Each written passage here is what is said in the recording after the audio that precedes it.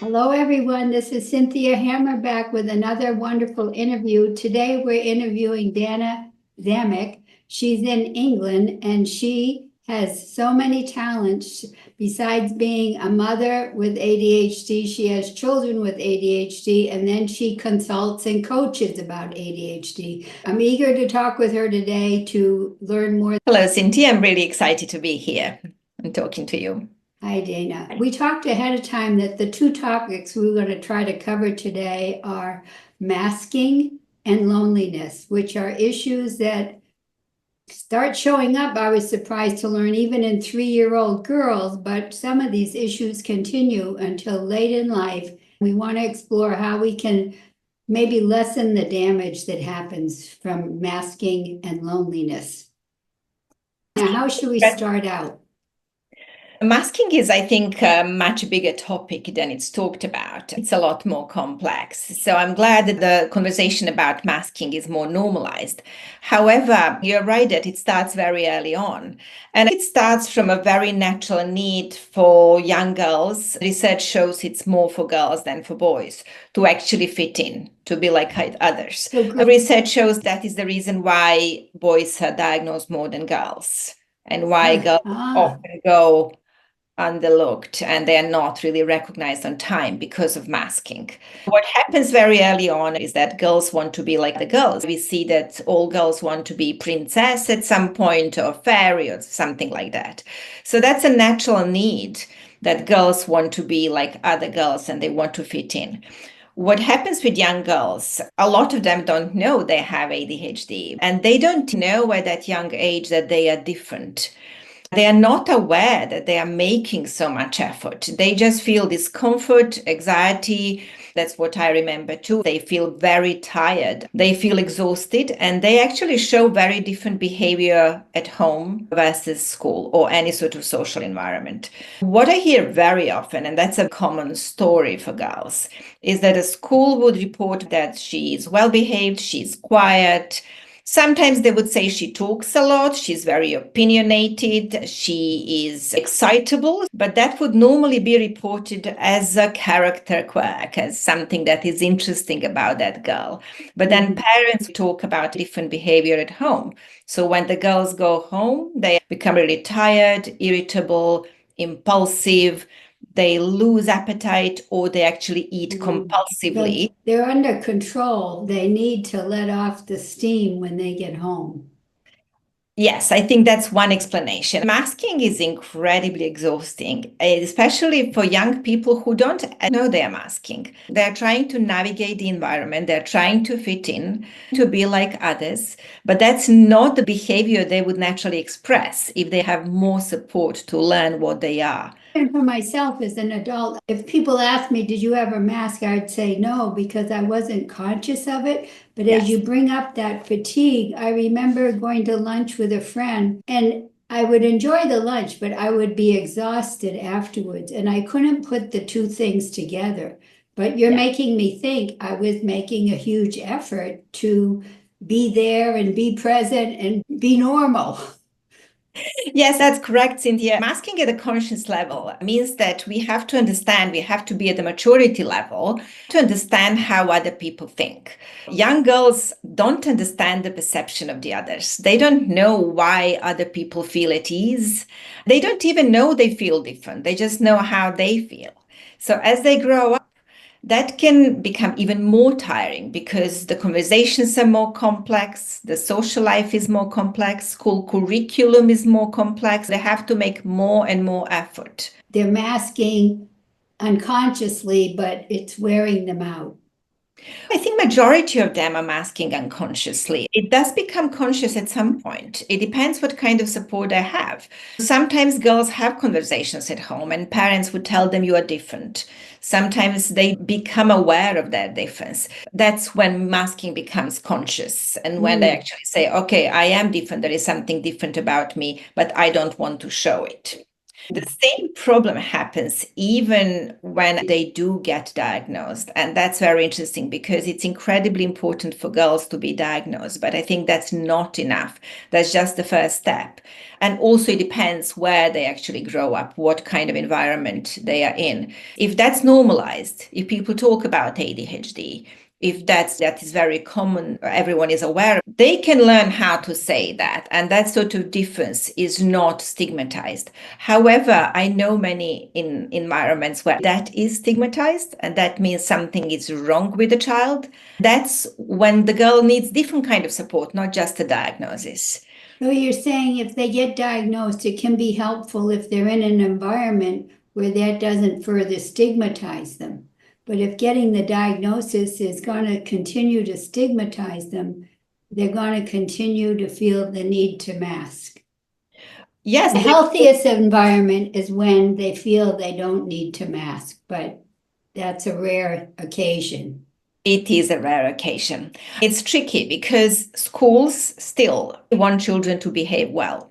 That's it. I think everywhere in the world where you go to schools, they want children to behave, and that's a natural expectations in schools.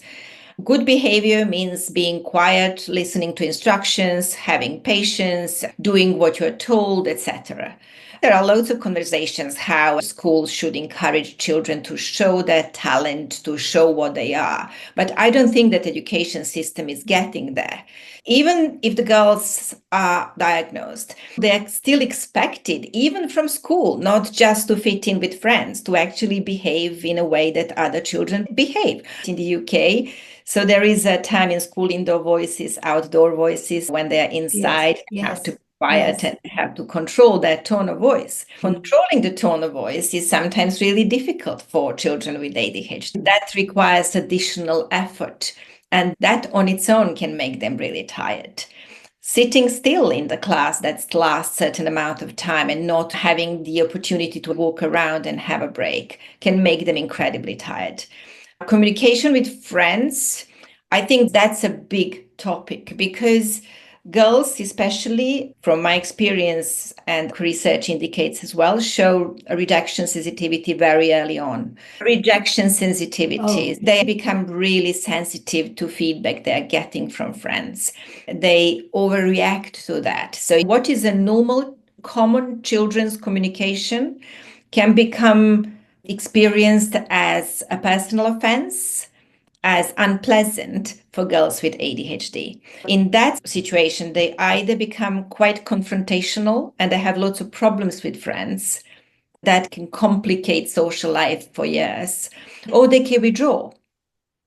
They can just start realizing, okay, I find it difficult to make friends. Do you find this scenarios existing whether or not the girl gets diagnosed? Their environment makes the difference, not having the diagnosis that makes the difference? I think diagnosis can make a lot of difference because if they have diagnosis and they can learn actually what makes them so sensitive, what makes them so anxious when they are with friends, how they can make the difference, what is really offensive, and how to recognize those social cues. You become more of an ally, helping them to learn and understand themselves. Now they have the manual. They get to know how they operate and where they need to learn new behaviors. Exactly. They have to learn how to recognize behavior that is really offensive and that is so personal as they actually experience that. And then they can learn their own triggers. So this is making me really upset. This is what I do about it. I can go and talk to somebody about it. Somebody can support me and help me understand what it really means. Maybe I can reframe it. I can understand it in a different way. And then they can learn how to control in a constructive way that sort of feedback and the reaction. Sometimes I envision too that before you encounter a situation, if you are in advance knowing I'm going to a party where there's going to be lots of people and that usually triggers me, you can almost plan the role you're going to play when you're at the party. Absolutely. Party is an interesting example, Cynthia, because party is a typical example of overwhelming experience. Obviously, young people, teenagers like going to a party, and that's again part of fitting in. If they learn prior to teenage years how to recognize overwhelm, how to see the early signs, they can learn how to navigate that. They can learn when I'm at a party, I need 10 minutes out by myself. Maybe I need a best friend to take me out and I can calm down. Maybe I can gradually adjust to going to parties. I can go initially for half an hour and then I can extend the time. So they can learn how they can navigate parties. This all comes back then to early diagnosis because the problems are less significant then. There's more time to learn how to manage. It's more time to learn how to manage, and I think there is more time to avoid any further complications like mental health issues, anxieties, depression, severe withdrawal from social circles. Everything can escalate and can cause so many other problems. There are loads of examples of girls who actually are diagnosed at teenage years with mental health issues, and it's wrong, bipolar or depression or social anxieties. And the cause was actually undiagnosed ADHD. That's been my experience talking to women that were diagnosed later in life. It's so sad to hear how many years they were in therapy, only to learn years later that what they thought was their problem wasn't, and it was ADHD all along. What I wanted to ask though is, do you see any young girls showing up with some of these comorbid problems, or are they really protected from that in their younger years? I've seen girls as young as 8 and 9 who actually start withdrawing from playing with friends and they can't explain why.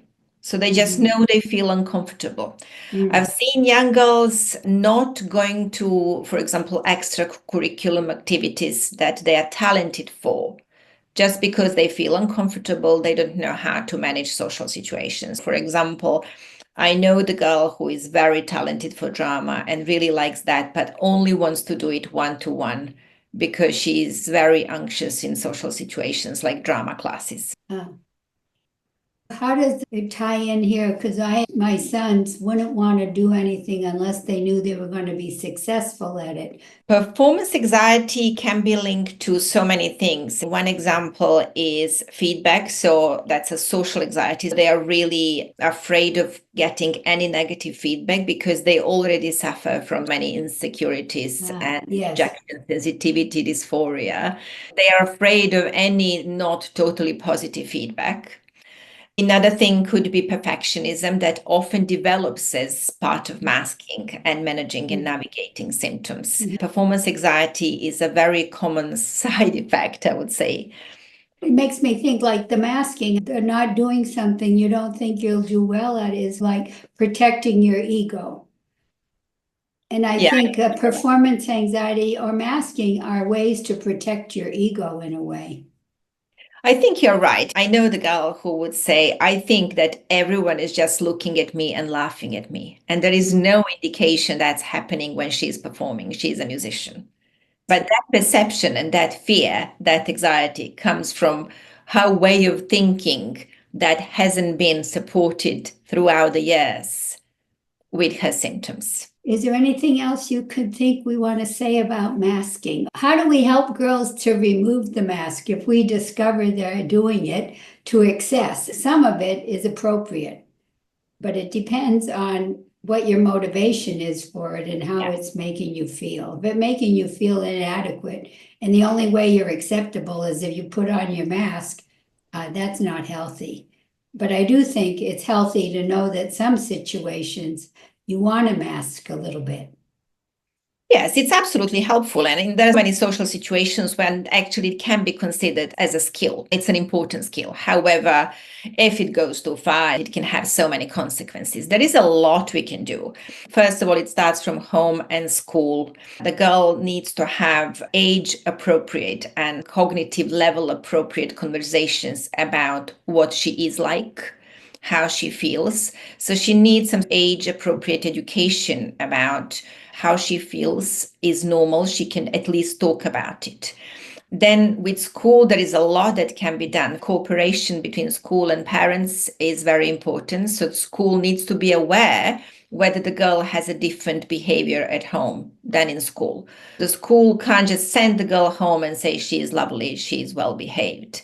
They need to listen to parents who are, she's coming home really tired, irritable, and we don't know what to do with her. Yes. The school needs being educated on how to talk to other children about differences. Then the school can provide environment where different children can be what they are. For example, if they have break time or free time or different classes, they can allow some of that behavior. So they can allow some of hyperactivity. They can have sensory circuit. They can have drama classes. They can actually allow them to be themselves in certain situations. That helps that regulating.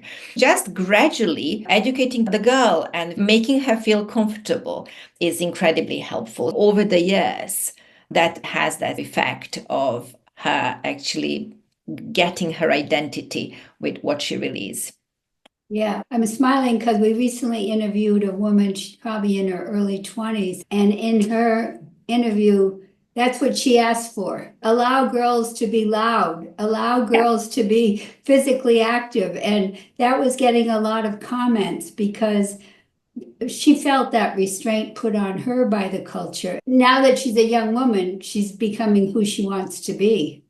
Yes, exactly. There are so many ways that can be done. It's just thinking about it and opening up to approach differences in personalities in children. But another thing I heard recently, which I thought I would have loved growing up, is when the girl comes up with some wild, outrageous idea of something to do, the parents or the adult, instead of saying, oh, that's ridiculous, or how could you even think that, they go along with it. They support her enthusiasm. And then who knows, in a day or two it could die, but it just sounded so joyful to let this girl who was exuberant experience her exuberance. It can die, but it can also turn into something really great. Yeah. The schools are missing out because I think children masking is so exhausting. Children suppress their talents. They don't show the special skills that some of them have, not all of them. The schools would be a lot more creative places and more interesting places if they open up to that. They are missing out by actually expecting everyone to behave in a certain way. I use this as an example. A woman I interviewed said that she remembered being in school biting the inside of her sheet, giving herself that pain and that awareness that she needed to stay in her chair. Yes, that's a really good example, but it's also a good example for what can be done. So, for example, fidget tools, I know fidget toys. I know that they were banned in some schools. I heard that some schools think that's distraction. Everyone is expected to write in math class with black pen, and then they are not allowed to do drawings and use colors. I think those are military schools. That's all very surprising to me. So I still hear loads of examples, even in London, where it's common that every school has children with ADHD.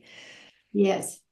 I think even probably the schools where the girls wear uniforms, you probably could still identify the girls that have ADHD. We have a talk where there's a picture of 4 girls, and in the talk, I talk about hyperactive ones, the combined type and the inattentive type. I wasn't purposely choosing the picture that way, but if you looked at the picture, you could say, oh, that one's the inattentive and that one's the combined, because it's pretty apparent even in their body language. It is even still body language that are like a photograph. So they can always do something. Something is not straight. Something is not symmetric. The one's doing this behind your head. Yeah, yes. I don't remember having pictures of my daughter standing still ever. So. Yeah. Do you want to talk about loneliness a little bit? Because I think tied in with the need to mask is that drive to not be alone and to fit in with your cohort. Yes, loneliness, I'm still thinking about it a lot. And the more I think about it, more I realize that how much it comes from that unsupported perception of ourselves. It comes from early masking, where we feel different and we don't know we feel different. Then we feel different, but where we want to hide that we are different. And then we have to keep going. That changes from school to university and then working environment. We have to keep working on this hidden, different common identity, which is not what we are. That's a big reason why people feel lonely. What I've seen many times with people I work with is they talk about loneliness.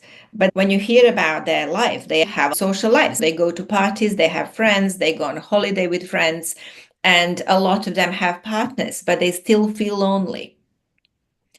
I would like to see more research on that. My understanding is that masking and that anxiety with how other people see us, because we don't always feel we understand, and we create these anxieties that we are always seen in a negative way, can actually create the wall between us and other people. I don't know, what do you think about? There's a book out about introverts and how our culture, I don't know if all cultures really value the extrovert.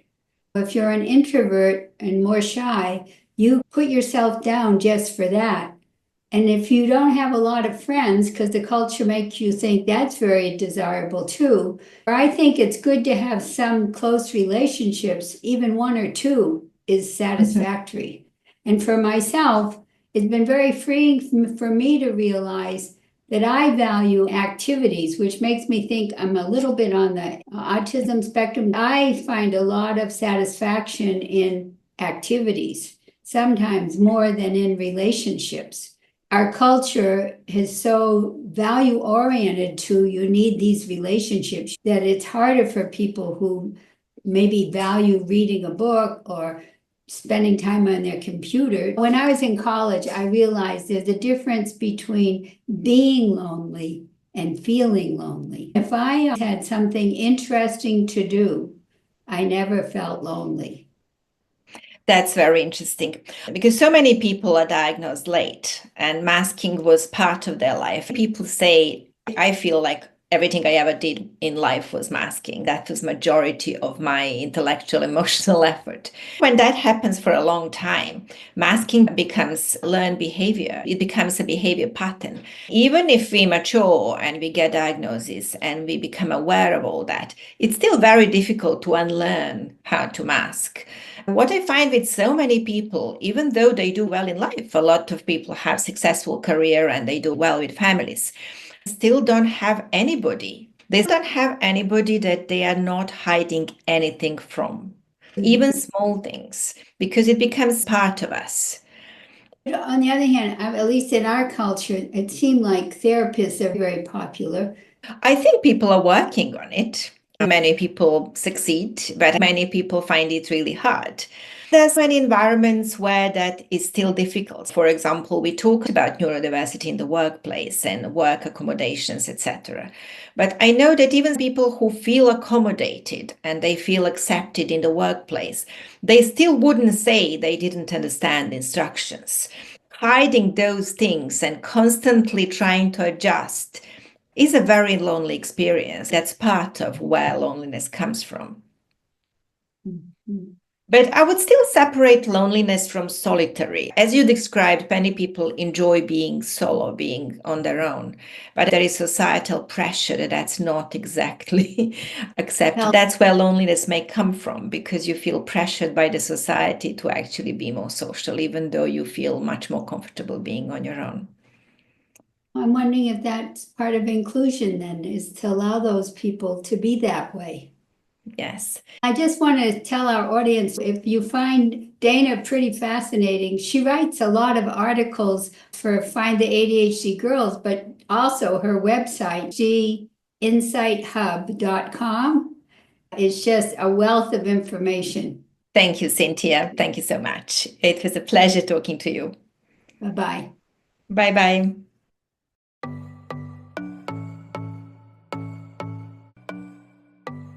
We believe all girls with ADHD should get a fair start in life by getting diagnosed by age 8. Visit us at www.findtheadhdgirls.org. Thank you.